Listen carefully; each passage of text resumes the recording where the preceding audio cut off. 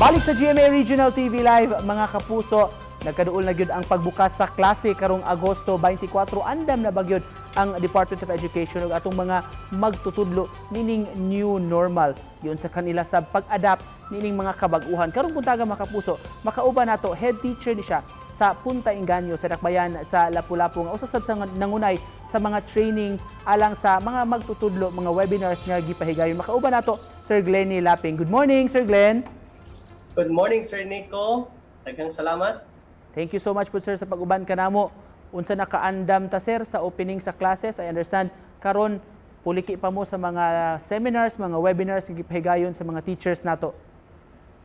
Okay, right now, the battle cry of DepEd, as echoed by our DepEd Secretary, Madam Lenore Briones, that education must continue despite of this pandemic.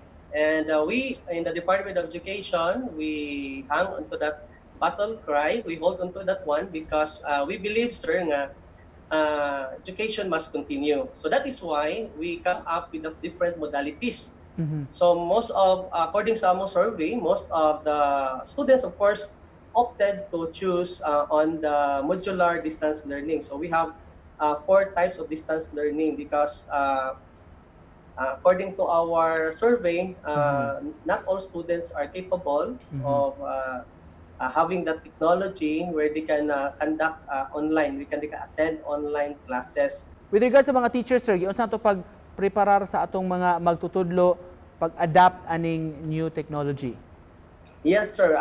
As teachers in the Department of Education, we are now on this side of the battle. So we are now not just the frontliners of this hour, but we are also the front learners of today because teachers right now are learning new ways of delivering their lessons, like conducting online classes. So that is why we are having this webinar to train them on how to conduct online classes, at the same time create their virtual classroom.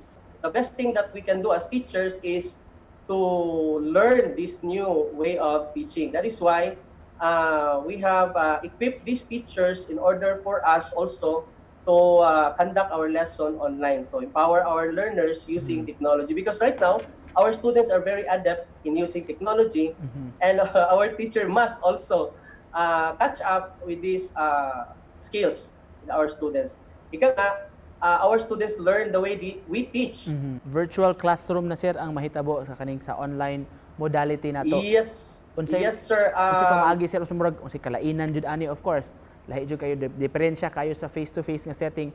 Para nimo, sir, unsa mo pamaagi aron murag ma-attract or ma-retain jud nimo ang attention sa imong estudyante? There's a lot of free technology out there available in the web.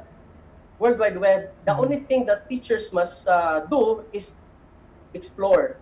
And the only thing that teachers must need is time. And speaking of time, we are at home, so we have lots of time to do that. Sir Glenn, unsa kalisod para nimo isip usa ka magtutudlo, sir? Unsa kalisod maning online classes considering doon na rabi ubang mga estudyante bisan sa face-to-face learning maglisod na o grasp sa lesson, how much more kining sa online classes, sir? Unsa may mga techniques nga dapat timan-an sa teachers ani, sir?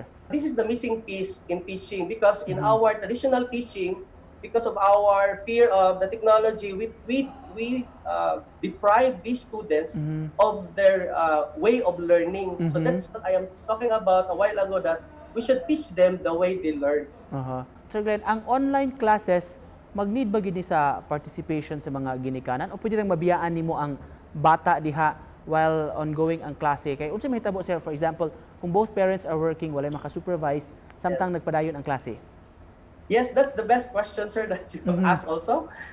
With regards to that one, parenting, we have also this orientation to parents on how to guide. Of course, there is this internet safety and cybersecurity for our students.